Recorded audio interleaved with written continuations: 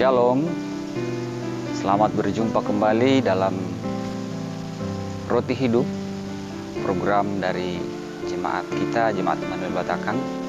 Dan pada saat ini, dalam suasana kondisi kita yang saat ini sedang dalam masa-masa yang susah, sulit, firman Tuhan akan datang untuk mengingatkan kita, untuk menghibur kita, dan juga untuk memberi semangat kepada kita di dalam menghadapi situasi saat ini yang sedang berlangsung di tengah-tengah jemaat kita, di tengah-tengah kehidupan masyarakat kita.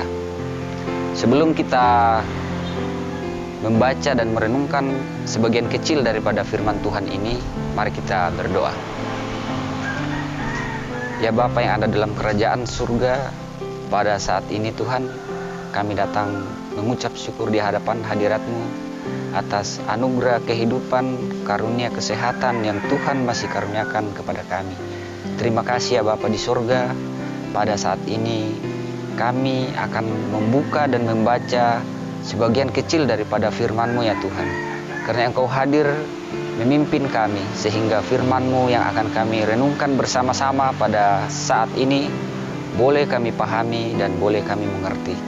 Tuhan, berfirman-Lah ya Tuhan, karena kami telah sedia untuk mendengarkan firman-Mu. Di dalam nama anak-Mu Yesus Kristus kami datang berdoa kepada-Mu ya Bapa di sorga. Haleluya, amin. Firman Tuhan yang akan kita baca dan kita renungkan bersama-sama pada saat ini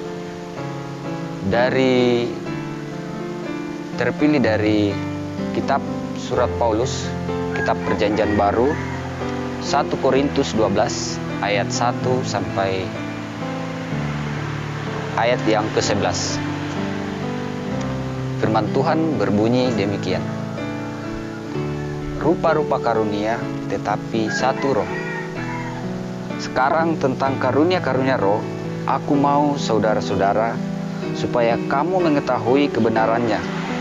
Kamu tahu bahwa pada waktu kamu masih belum mengenal Allah, kamu tanpa berpikir ditarik kepada berhala-berhala yang bisu. Karena itu, aku mau meyakinkan kamu bahwa tidak ada seorang pun yang berkata-kata oleh Roh Allah dapat berkata, terkutuklah Yesus. Dan tidak ada seorang pun yang dapat mengaku Yesus adalah Tuhan selain oleh Roh Kudus.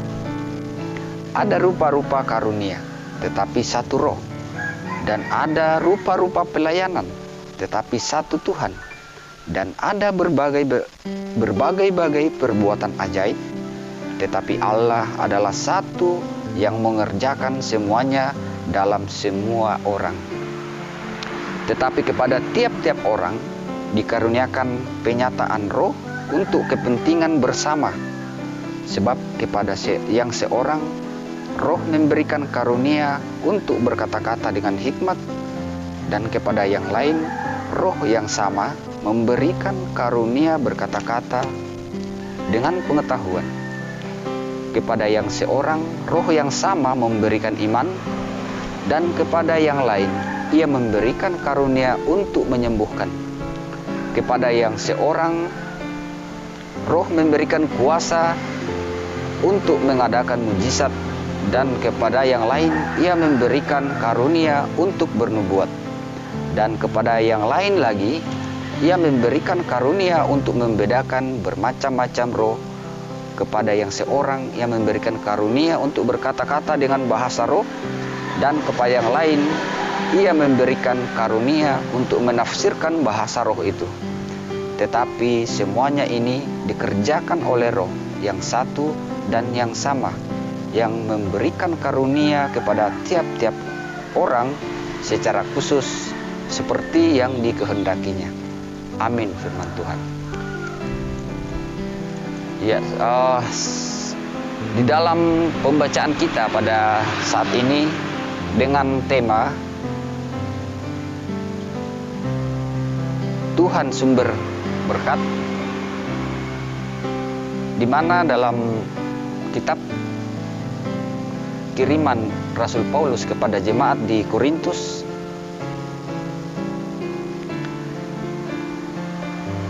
yang merupakan suatu jemaat Tuhan yang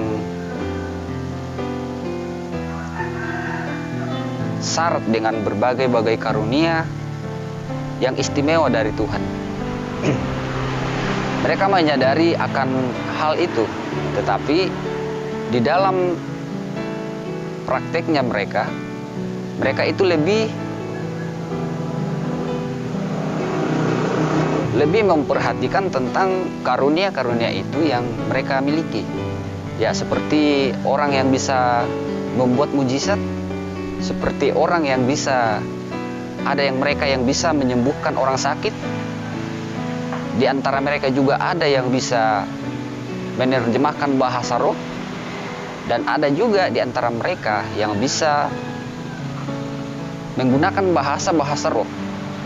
Dan inilah yang membuat jemaat di Korintus pada waktu itu ada yang seolah-olah menganggap bahwa mereka memiliki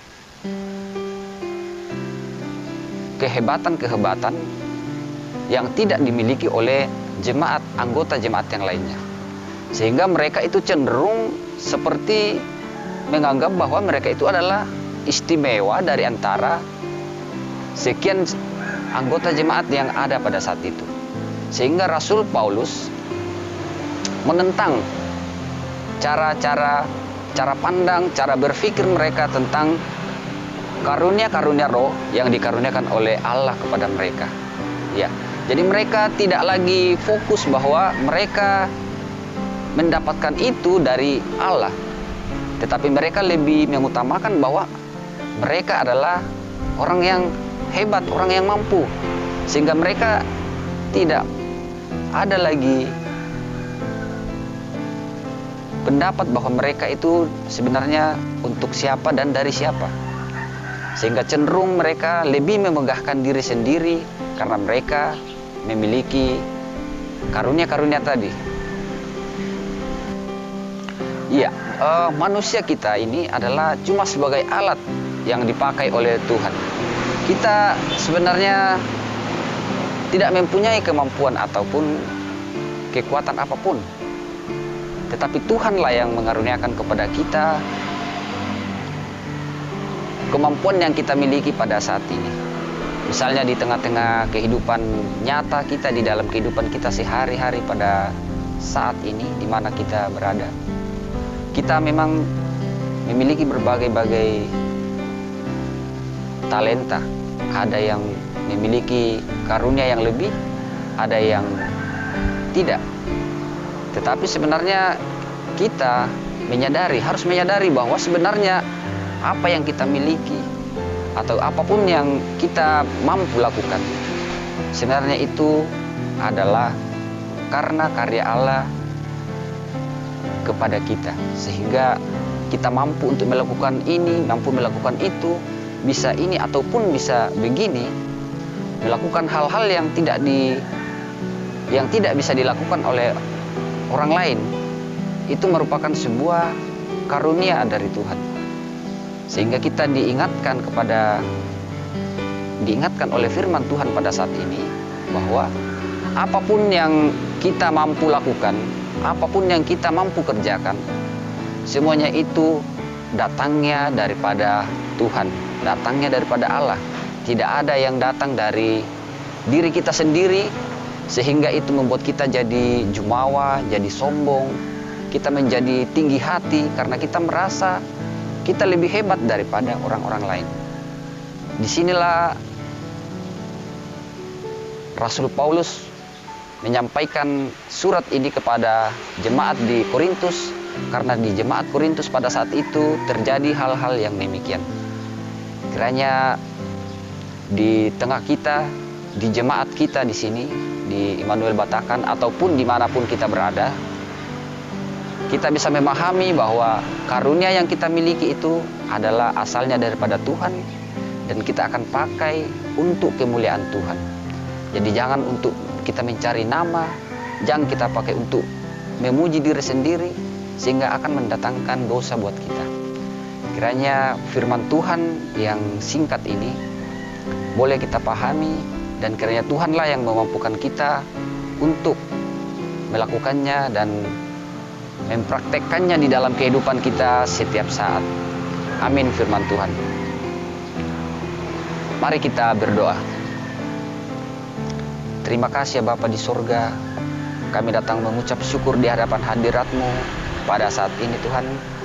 Engkau sudah memperdengarkan firman-Mu kepada kami.